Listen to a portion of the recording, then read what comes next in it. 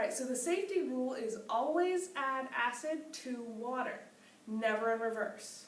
So to show this, I have some distilled water, a graduated cylinder, and a funnel. I also have 18 molar sulfuric acid. Now this is about as bad as you can get. On my pH scale, it's about as low as you can go.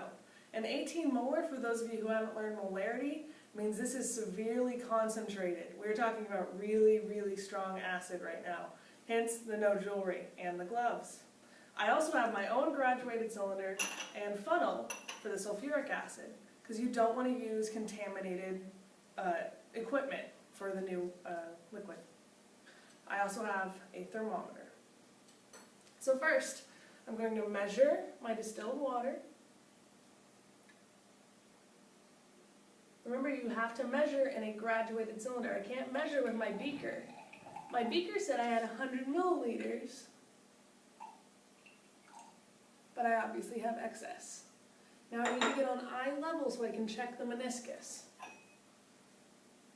Use my funnel. Whoop. So you have to add slowly, or else it'll overflow.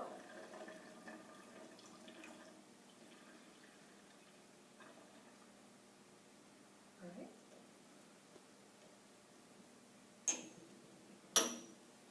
I'll add my thermometer. Now the water was at room temperature, and the room right now is 21 degrees Celsius. Remember, this is a science room, so we only talk about Celsius. Now I will measure the sulfuric acid. I need 100 milliliters of this.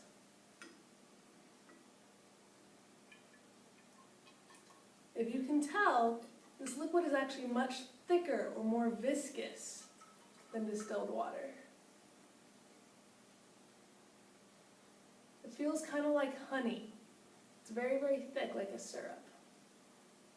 But once again, I need to be on eye level to measure the meniscus. And I want to go really slowly because I don't want to go over and have to pour back out. Alright. Watch my drops. I don't want it to drop down the side. Use my new funnel. Remember, no contaminated. And I want to add extremely slowly. And I have the thermometer so I can watch the temperature at the same time.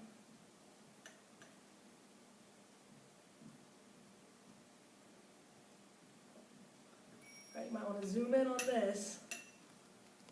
Okay, my temperature is rising really fast. I'm already up to 90, 95, 100 degrees Celsius. I have now maxed out my thermometer before even adding all of the sulfuric acid.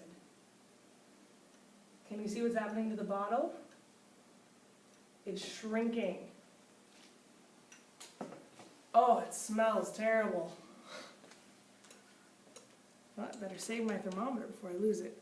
I have completely maxed out the thermometer. Do you see the red line all the way at the top? Do you notice the steam coming out? The bottle is now squishy on the bottom and extremely warm. I'll swirl it a little bit to help the reaction. My bottle is very, very small now compared to what it was. And I still have steam coming out of the backside. Okay. Now, as you can see, a lot of heat is released when I mix acid and water. If I had not added the acid in on top, see, when I add acid in on top, how steam comes out, that means that that heat is able to escape. If I had put the water on top, the heat couldn't escape through the water very fast. So the heat would have gone down. It would have gone down into my plastic and straight into my glassware, which would have caused an explosion downwards of heat and energy. That's not what we want. We definitely want to be able to let the energy escape. It is still really hot over here. Let's see if I can still measure the temperature. Alright, the temperature had gone down and it shoots straight back up again. I take it out, still got a ton of steam, and my temperature goes back down. So you have to be very careful. Anytime you're dealing with acids and water, always add acid. Thank you.